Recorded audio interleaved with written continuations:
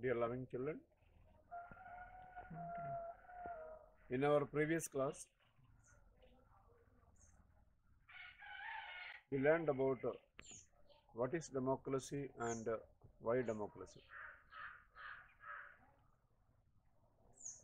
We studied about democracy is a government of the people, for the people, and by the people. We also studied about the features of a democracy. Then we studied why Pakistan cannot be called a democracy, why China cannot be called a democracy, and the last question we did was why Mexico cannot be called a democracy.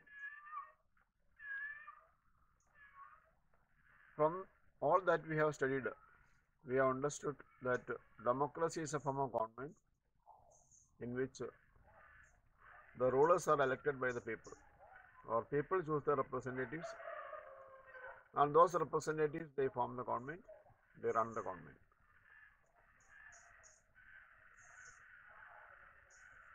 So we also found out that why democracy is a better form of government. Democracy is a better form of government because decisions are taken by consultation and discussion. On the other hand, non-democratic countries take decisions without any consultation, and they are not concerned about the welfare of the people. They take decisions according to their wish, whether it is a dictatorship form of government, whether it is a monarchy form of government. We find they may not take decisions in the interest of the people. So now let us try to find out why Zimbabwe cannot be called a democratic country. Then we will also discuss about what are the merits and demerits of democracy. So with that, this lesson will come to an end. I want all the students to read the chapter, what is democracy and why democracy, at least 2 or 3 times. You must read the chapter very clearly, and you must do each day's homework. That day itself you must write the question answers, you must write them in point wise, and you must learn them. So let us start with the second part of civics chapter 1, that is what is democracy and why democracy. In the previous class we already learned about why China cannot be called a democratic country, because that country is ruled by a single party, the Communist Party of China. We also studied about why Pakistan cannot be called a democratic country, because in Pakistan power is sometimes taken over by the military.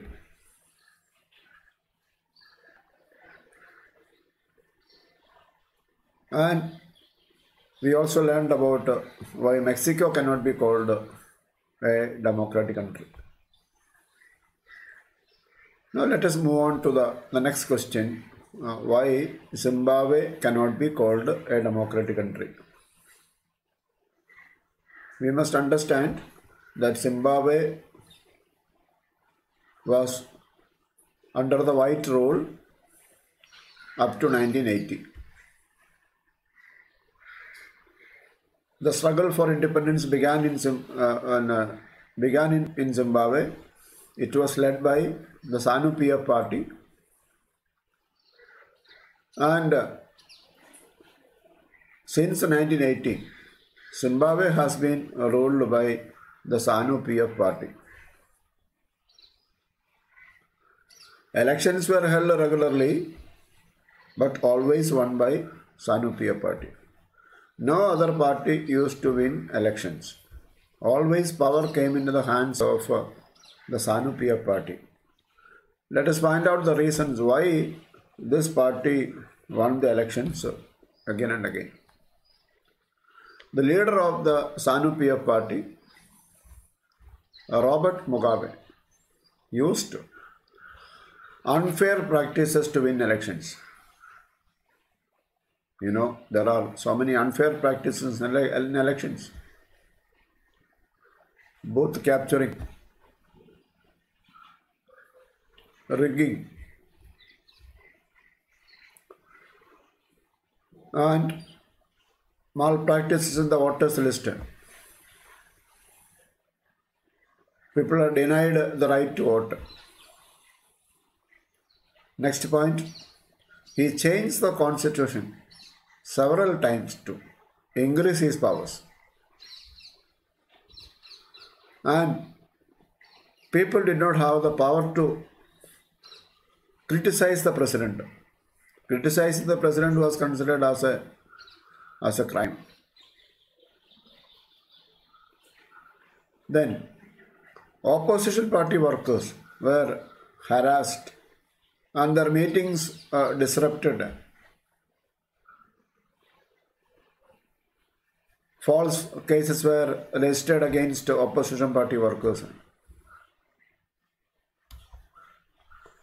Public protest and demonstrations against government were declared illegal. The opposition parties, they didn't have the freedom to protest against the policies of the SANU-PF government. They cannot organize any demonstrations. All this were declared as illegal. Television and radio were controlled by the government. And television and radio will give only the government versions. They will not highlight the criticism of opposition parties. The opposition party's criticism was ignored by the television and radio. The government harassed those journalists who criticized the policies of the government. The reporters of various newspapers, they did not have the freedom to criticize the policies of the government. If they wrote something against the government, criminal cases were filed against them. The SANU-PF government ignored some court judgments and pressurized judges. They did not bother about the judgments given by the court. Judges were forced to give judgments in their favor. So, we cannot say that in Zimbabwe there was a rule of law or respect for the rights of other people. So, from the example of Zimbabwe, we understand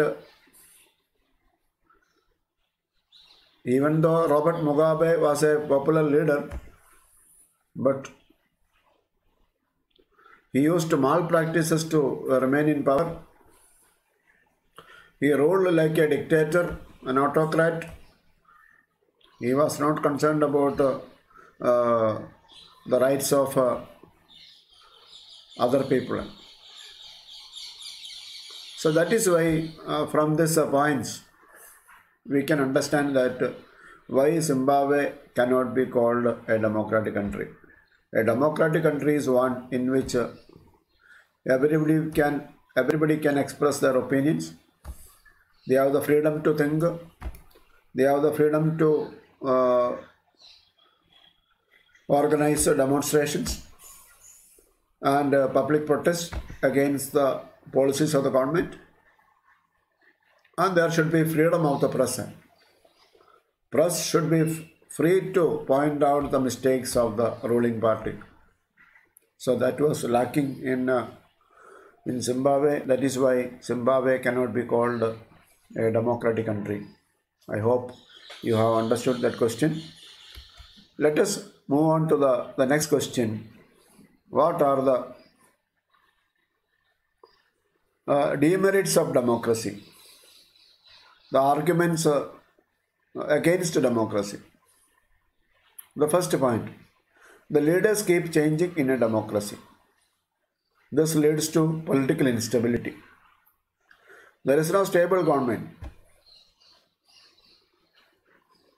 Today somebody becomes the prime minister.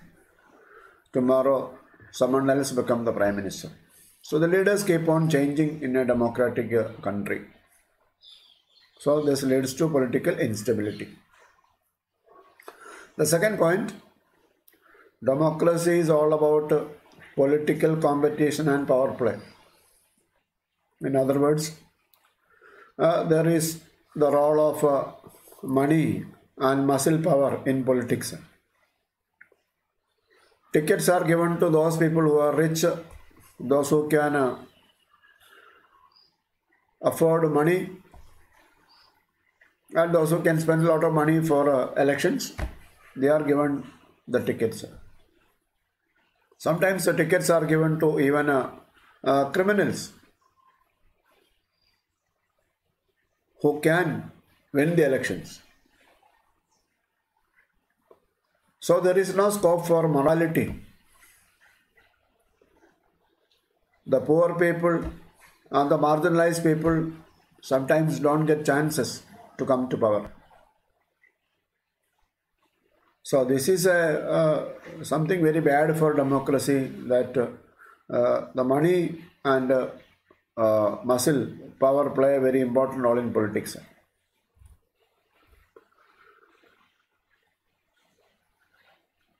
Next point, there is a delay in taking decisions.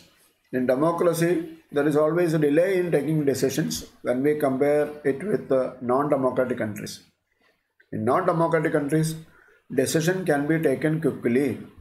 Whether you want to introduce a new project, new railway project, whether you want to widen the road, the decision can be taken quickly and the decision can be implemented quickly. But in a democracy, why there is a delay in taking decisions? Because decisions are taken after debate and discussion, after consulting with so many other representatives of the country. So that is why there is a delay in taking decisions. Another point, another demerit of democracy is that elected leaders do not know the best interest of the people. So this leads to bad decisions. Sometimes the leaders take bad decisions which may affect the life of the people. Whenever leaders take a decision, they should be concerned about the welfare of the people. They should think about how it is going to affect the ordinary people, the poor people.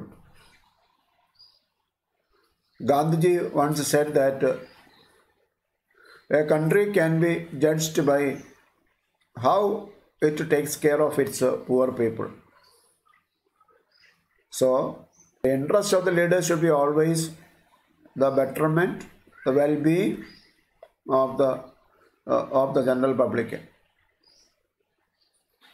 Another important demerits of democracy is that there is corruption in democracy. There is corruption, there is nepotism, favoritism. So, corruption cases are increasing in a democratic country. We have many examples of corruption cases in a country like India. Next point, ordinary people do not know what is good for them. They do not know what is good for them. So the leaders decide. Another important feature is that there are malpractices during elections. Malpractices. the ruling parties indulge in or various political parties indulge in malpractices during elections, like both capturing, rigging, threatening the voters, and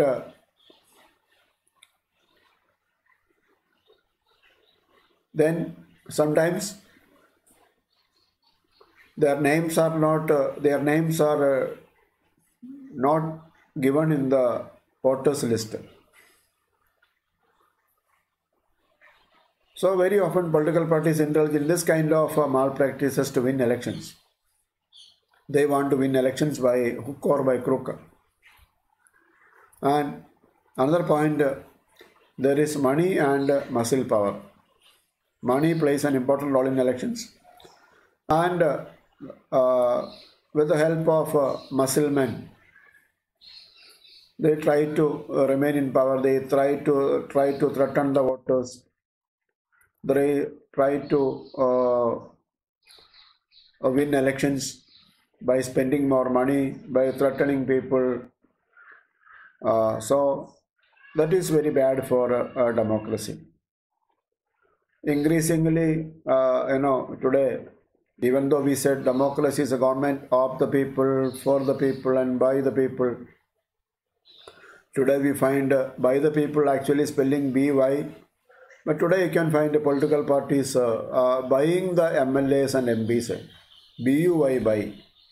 They buy the MPs and MLAs, which is very bad for democracy. Sometimes there is no morality in such kind of indulging in such kind of practices. Now let us come to the next question. What are the arguments in favor of democracy? The previous question we studied about what were the demerits of democracy. Now let us try to find out what are the merits of democracy. The first point, it is more accountable. Accountable means it is responsive to the needs of the people. It will try to fulfill the basic needs of the people. It will try to provide food, shelter, clothing to the people. A democratic government is supposed to be accountable. I'll explain to you with the example of China and India. In China, between 1958 and 1961, there was a famine. And around 3 crore people died in that famine. But India did not experience a condition of famine after India became independent.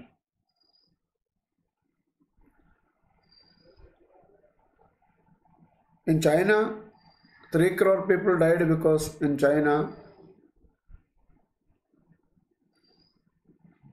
the media and the opposition parties, the media was not allowed to criticize the Communist Party of China. In China, opposition parties were not there. So there was nobody to criticize the wrong policies of the government. So the economists think that in China, many people died because there was no freedom of press. There were no opposition parties. That is why more people died in China. On the other hand, India, we never experienced such kind of situation after India became independent. Second point, democracy improves the quality of decision making. In democracy, decisions are taken through debate and discussion. So the decision is taken by coming together of so many people. The decisions are not taken quickly. In non-democratic countries, there is no consultation, there is no debate. The dictator or the emperor, he takes a decision. So the quality of decision is improved because so many heads come together and they point out the mistakes, and that is the way decisions are taken, or there is a transparency in decision making. Let us come to the next point, that democracy provides a method to deal with differences and conflicts. In a country, there are bound to be differences, because we know in a country like India we have a sharp differences. There is a diversity in India. We have different regions are there. We have people belonging to different religions living in India. We have people of different languages living in India. We have people of different caste living together in India. Our food habits are different, the culture is different. So there is bound to be conflict in a democratic country. A non-democratic country may use a brute force to settle this kind of differences. On the other hand, a democratic country solves this kind of differences and conflicts in a peaceful constitutional manner. So there is let us say social harmony in a democratic country. We learn to accept and accommodate each other. So there is social harmony. There is peace. Let us come to the next point, that democracy enhances dignity of the citizens. Democracy enhances. You get a new word. Enhances means increases dignity of the citizens. In a democratic country, citizens can live with dignity, live with respect. If their rights are violated, you can approach the court and get justice. On the other hand, non-democratic countries turn a blind eye towards the dignity of the citizens. Suppose you are living in North Korea, you have no freedom of expression, you have no freedom of speech, you may not have the freedom to travel, you may not have the freedom to have a hairstyle of your own, you may be forced to join the army. So in a dictatorship form of government, the citizens do not enjoy respect, dignity. There are many rights are curtailed. That is why we say that democracy is a better form of government, because democracy enhances dignity of the citizens. The next point, it allows us to correct its own mistakes. The democracy allows us to correct its own mistakes. In democracy, government can make mistakes, and the mistakes cannot be hidden for a long time.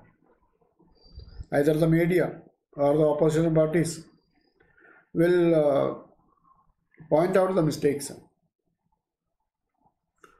and those mistakes will not be repeated. Those mistakes can be corrected. So that is why we say that democracy gives a chance to correct its own mistakes.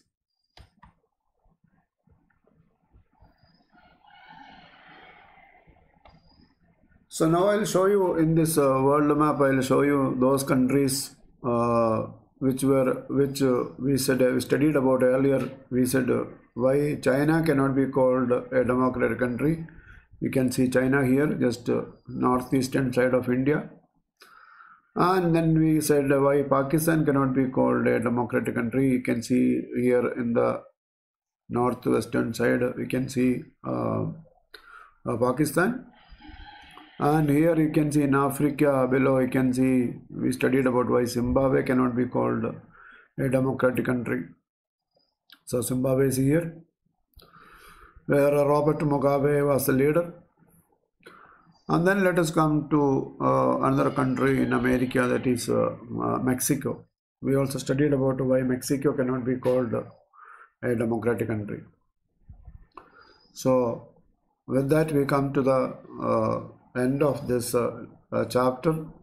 What is democracy and why democracy? I hope you have understood the lesson.